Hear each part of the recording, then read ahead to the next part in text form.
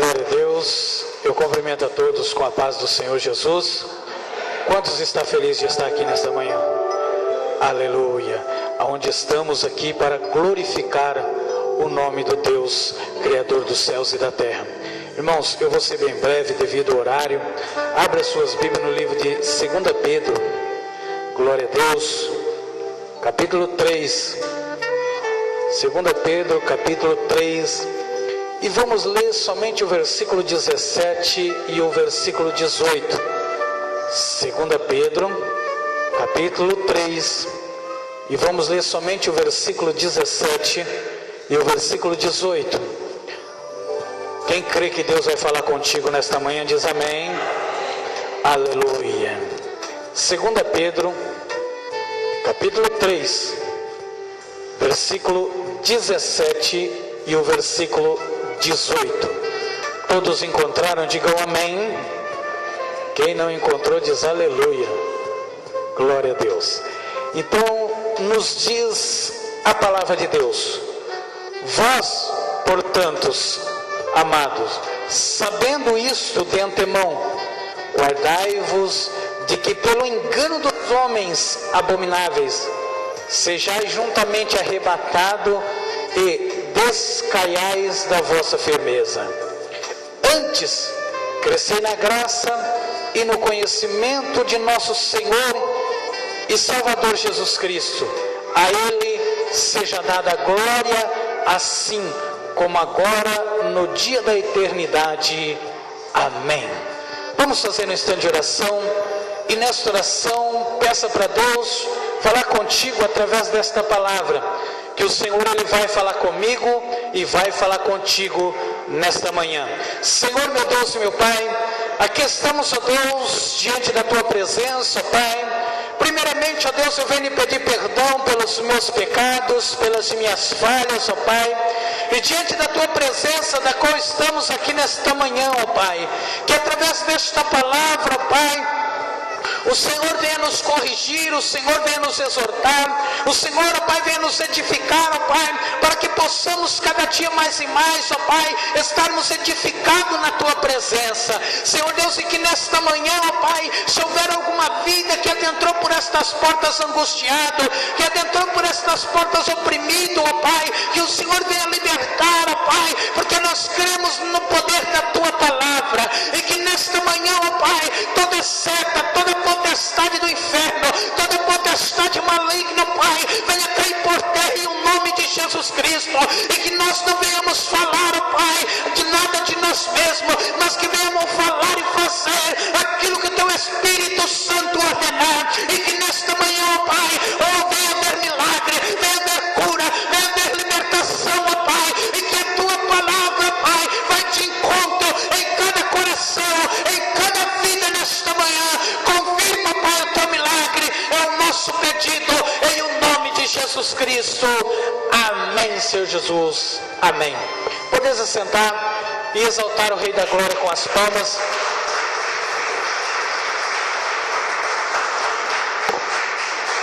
Amém.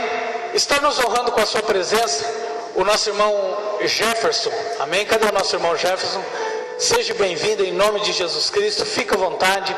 Você está na casa do Pai para juntos nós glorificarmos e exaltarmos ao Deus Criador dos céus e da terra. Seja bem-vindo, volte sempre, e todas as vezes que o irmão vier, traga mais 10 com o irmão. Amém? Graças a Deus. Irmãos, a palavra do Senhor, da qual nós acabamos de ler, uma passagem, eu creio que bastante conhecida da Bíblia Sagrada, pois nós sabemos que Deus, Ele é um Deus que renovamos nas nossas vidas, todos os dias, os nossos conhecimentos, para que possamos crescer na graça e também crescer no conhecimento.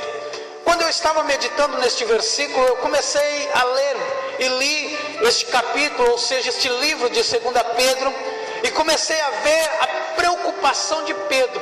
Pedro, ele era um homem da qual todos nós conhecemos que quando ele estava com Cristo, caminhando com Cristo, ele era um homem imperativo, ele era um homem que na hora que ele via, ele estava respondendo, ele estava falando, e foi o único dos discípulos da qual Jesus olhou para ele e disse: para trás de mim, Satanás, porque tinha que se cumprir o que estava escrito acerca de Cristo. Só que Pedro, ele foi um homem que ele era pescador, e um dia o mestre chamado Jesus Cristo chegou até ele e disse: olha, a partir de hoje eu te farei pescadores de homens. E este Pedro foi do qual ele cometeu algo muito triste, que ele negou a Cristo. Só que ele foi diferente de Judas. Judas negou ou traiu a Cristo, mas não se arrependeu, e Pedro se arrependeu. Outra passagem importante da qual nós encontramos de Pedro é que quando Jesus havia sido morto e havia sido ressuscitado, a Bíblia nos diz que foram mulheres ao sepulcro, e um anjo chegou até aquelas mulheres e disse: olha, vai e avisa os discípulos, e avisa também Pedro que ele irá diante de vós.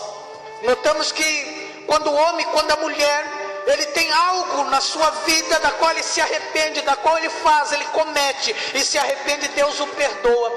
E a palavra do Senhor aqui no livro de 2 Pedro é uma passagem da qual Pedro, ele estava preocupado com o conhecimento. Por que o conhecimento? Porque hoje, nos dias em que vivemos, não está muito diferente daqueles dias da qual Pedro estava vivendo. Porque naqueles dias havia várias pessoas que estavam levantando no meio do povo falsos discípulos, falsos apóstolos, falsos profetas, e estavam enganando as pessoas que estavam trilhando no caminho genuíno da palavra de Deus. E a Bíblia Sagrada aqui nos diz que havia uma preocupação com a vida de Pedro. Pedro era um homem que ele estava preocupado com as pessoas. Ele estava preocupado em levar as pessoas para o céu. Pedro não estava preocupado com o que muitas pessoas que hoje se autotitulam pastores, que hoje se autotitulam profeta, mas estão preocupados em encher igreja, não estão preocupados em ensinar a pessoa para que a tal pessoa possa ir morar no céu. Aleluia.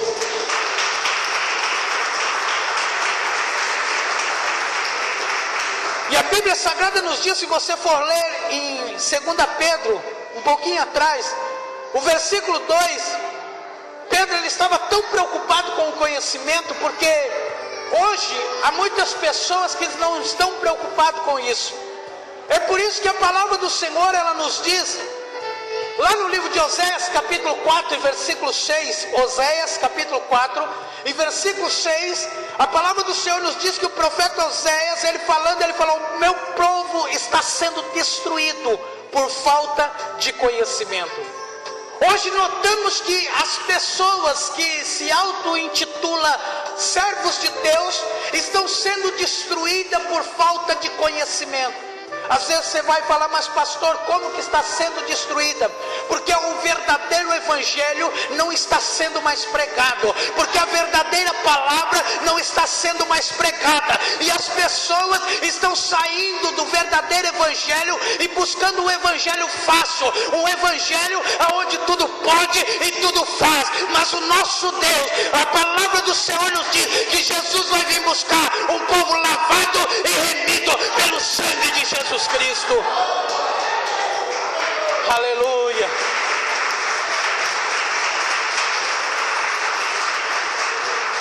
E por isso que Pedro, ele estava preocupado, porque Pedro, ele era um homem que ele se preocupava com a salvação. Ele, se você for ler, ele foi um dos homens, entre ele e Paulo, os dois andavam mais ou menos meio a par de ganhar almas para o reino de Deus.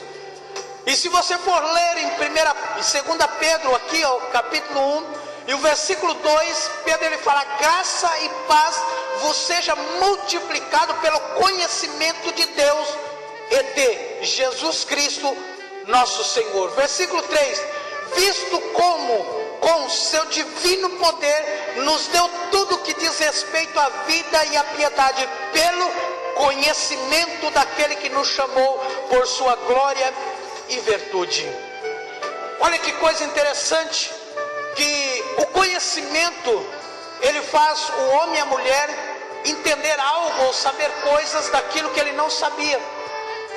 E a Bíblia nos diz aqui, onde nós lemos o versículo 17: vós, portanto, os amados, sabendo isto de antemão, guardai-vos de quê?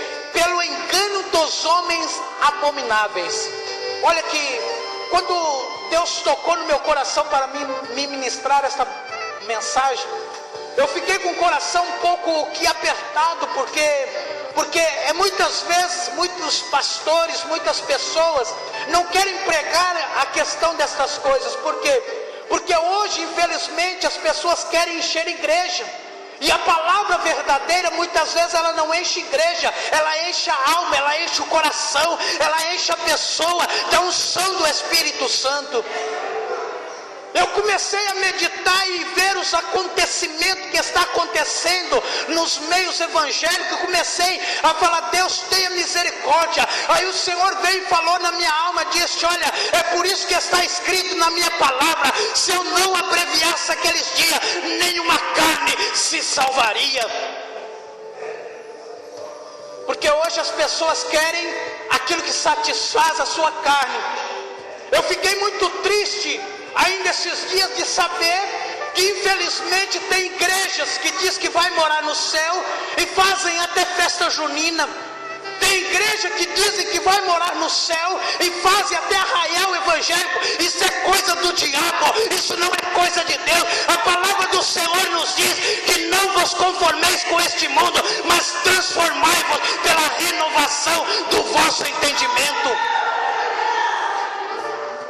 Pessoas que querem encher a igreja: ah, mas se eu não fazer isso, não vai trazer o jovem. E muitas pessoas preferem trazer o jovem para a igreja, mas não levar para o céu. Eu e você, nós temos que estar preocupados em encher a igreja de homens e mulheres que têm um compromisso com o céu, que têm um compromisso com Deus, para ir morar no céu. E a realidade é uma só: igrejas que fazem festa junina, igrejas que fazem arraial evangélico, isso é coisa do diabo, isso não é coisa de Deus. Só que notamos que Jesus está voltando. A palavra do Senhor, ela nos fala para que nós não venhamos imitar o mundo, mas o mundo que tem que olhar em nós e imitar nós. O mundo tem que ver em nós o exemplo. Não é nós que temos que buscar o exemplo no mundo, mas o mundo tem que olhar e olhar para mim, olhar para você e falar: não, eu quero ser que nem ela, eu quero ser que nem ele, porque eu quero ir morar no céu. E é por isso que a palavra do Senhor, ela está dizendo: vós, portanto, amados, sabei isto de antemão, guardai-vos de que pelo engano de homens abomináveis. Isso é uma palavra dura, não é qualquer pastor, não é qualquer pregador que gosta de pregar uma mensagem dessa. Porque a maioria das pessoas gostam de ouvir aquilo que massageia o seu ego, aquilo que massageia a tua carne, a tua vida. Mas nós estamos preocupados em levar você para o céu, em mostrar o caminho da salvação, em mostrar um verdadeiro evangelho. Não um evangelho de qualquer jeito, mas um evangelho que leva até você a palavra de Deus. E a Bíblia Sagrada nos diz que Oséias, ele fala: olha, o meu povo sofre ou está sendo destruído por falta de conhecimento. E quando o apóstolo Paulo, o apóstolo Pedro, ele falou: dos homens abomináveis seja juntamente arrebatado e descaído da vossa firmeza. Esses dias atrás eu fui falar, uma pessoa que estava vindo aqui na igreja, eu encontrei ela na rua e comecei a falar: volta para a igreja, porque nós estamos sentindo a tua falta na igreja. Aí ela começou a falar: olha, pastor, eu comecei a ir a outra igreja e lá nós faz isso, faz aquilo outro, tudo ao contrário da palavra de Deus. Eu peguei e falei para essa pessoa, falei: você quer ir morar no céu? Ela falou: eu quero. Então busque a palavra de Deus, não busque satisfazer a sua carne, não busca satisfazer o seu desejo, não busca satisfazer aquilo que a sua carne deseja, mas o que Deus deseja para você é que a sua alma seja preenchida. O que adianta arraiar o evangélico? O que adianta festa junina, mas não está cheio do Espírito Santo de Deus? O que adianta satisfazer a carne, mas o Espírito está vazio? E quando Jesus voltar, fica aqui. E a palavra do Senhor nos diz que Pedro, como o pastor Leonardo, ele leu aqui em 2 Pedro também, falando que logo os elementos do céu se desfarão. O que Pedro estava preocupado? Pedro estava preocupado, se você for ler o capítulo de Pedro, você vai ver que ele estava preocupado com a volta de Cristo. E se você for ler, você vai ver, olha, que como para Deus 1000 anos é como um dia é como 1000 anos. Há muitas pessoas que dão a vinda do Senhor por tardia, mas logo o céu vai se abrir e as trombetas vão entoar e os salvos vão encontrar nas nuvens celestiais o nosso Rei chamado Jesus Cristo de Nazaré. E a palavra do Senhor nos diz: antes crescei na graça e no conhecimento. O que me chama bastante atenção é que ainda ontem, lá no curso de teologia, nós estávamos aprendendo acerca da graça e do conhecimento. É 2 pontos fundamentais que tem que haver na vida do homem. A graça não pode sufocar o conhecimento, e o conhecimento não pode sufocar a graça. Foi o que aprendemos. Só que há muitas pessoas que pegam e falam: eu não posso crescer no conhecimento, porque senão vai sufocar a graça. Assim como a fé e a obra, ela tem que andar junto à graça e o conhecimento também. Só que o que me chama bastante atenção é o que Pedro diz: antes de quê? Antes da volta de Cristo, nós temos que crescer na graça e no conhecimento. A palavra do Senhor nos diz lá no livro de Levítico, capítulo 6 e versículo 13, se não me falha a memória, a palavra do Senhor nos diz: e o fogo arderá continuamente sobre o altar e não se apagará. O que significa isso? No Antigo Testamento, o altar era um lugar que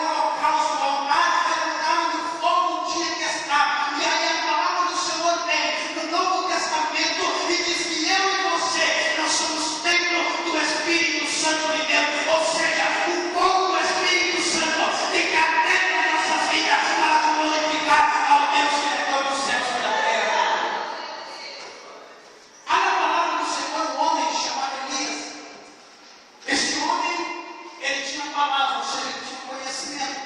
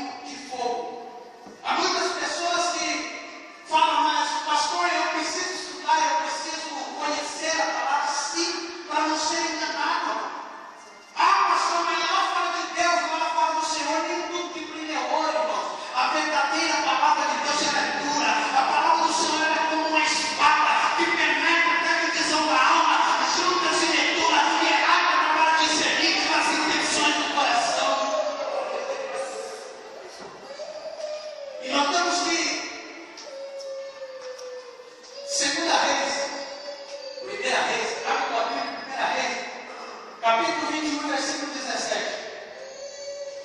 1 Reis, capítulo 21, e versículo 17, falando do conhecimento que Elias tinha.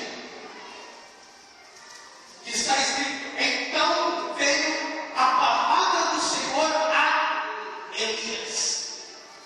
Então Elias, ele tinha o quê? Ele tinha o conhecimento. Ele sabia o que ele estava fazendo ou falando. E há muitas pessoas não mais como que acontece, porque a palavra do Senhor naquela época era falada. O que aconteceu com Elias está escrito na Bíblia Sagrada.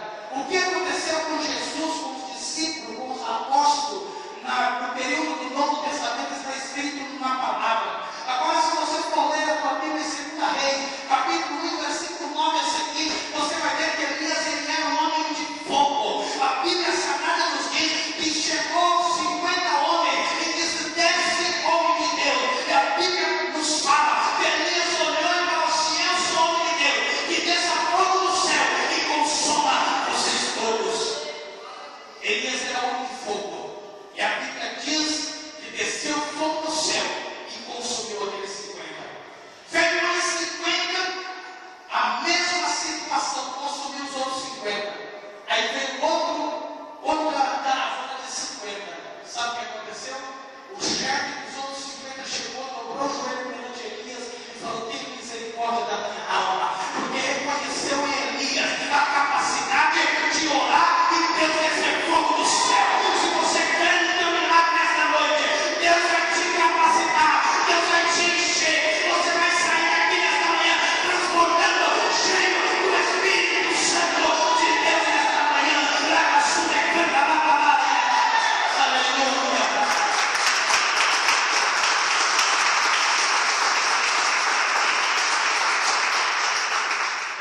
E se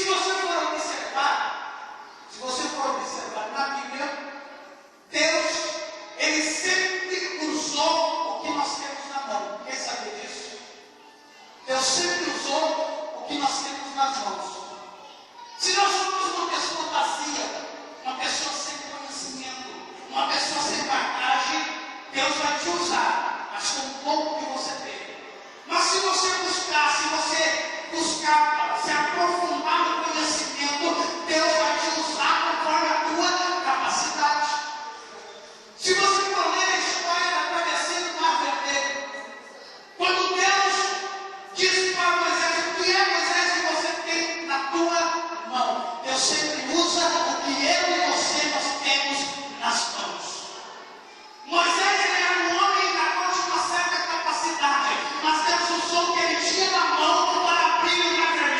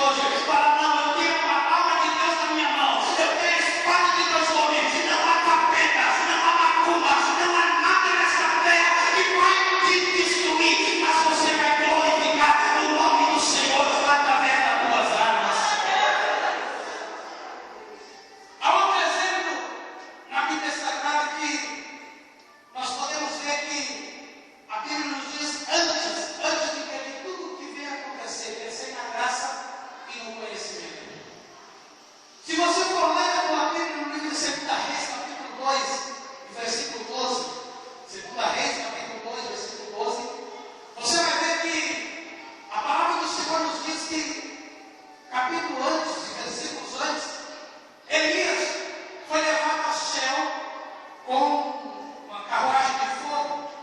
E a palavra do Senhor nos diz que a capa de Elias caiu. Quem já leu lá? A capa de Elias caiu.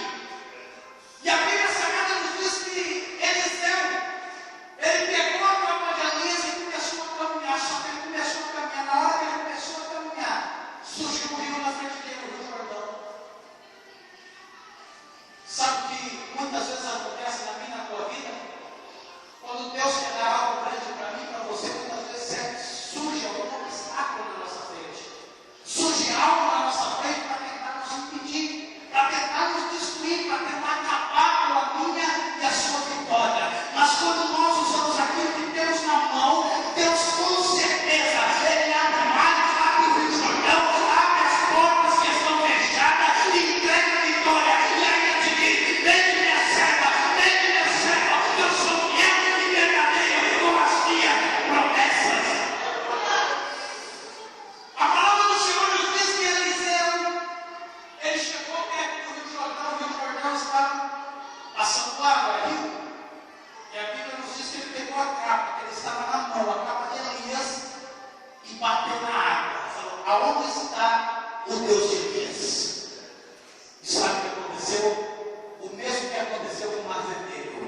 O rio se abriu e Elias passou com os pés a seco do outro lado e cantou o hino da vitória. Às vezes você vai falar: mas pastor, eu não tenho muito conhecimento, mas Deus vai te usar com aquilo que você tem. Pastor, eu sei louvar mais ou menos. Deus, Ele vai te usar com isso que você tem. Mas a partir de hoje, não seja menino. Comece a buscar, comece a crescer na graça, comece a crescer no conhecimento. E as pessoas vão olhar em você e vão ver que você vai se tornar em uma outra pessoa, em nome de Jesus Cristo. E o que acontece?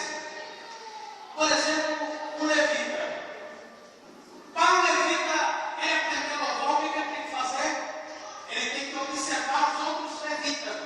Olha, assim e assim, ele vai começar a treinar a sua voz, treinar os seus conhecimentos. Olha, o instrumento vai começar, depois de fazer isso, você começa, e ele vai começar a se aperfeiçoar. E há muitas pessoas que falam: não vou crescer no conhecimento, só deixa para a graça, porque já está bom. Não está bom não, irmão. Deus quer que você cresça na graça e você cresça no conhecimento também. E a palavra do Senhor, ela nos diz que quando o homem, quando a mulher é cheio do Espírito Santo, as portas se abrem.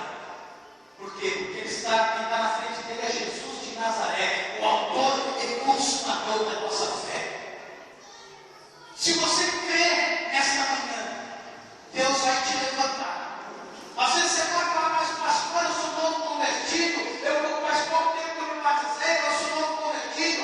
Não importa se a partir de hoje você tiver sede. A palavra do Senhor nos diz que Jesus falou: aquele que tem sede, vem a mim e beba, e eu lhe darei da água da vida. Se você tiver sede, você vai buscar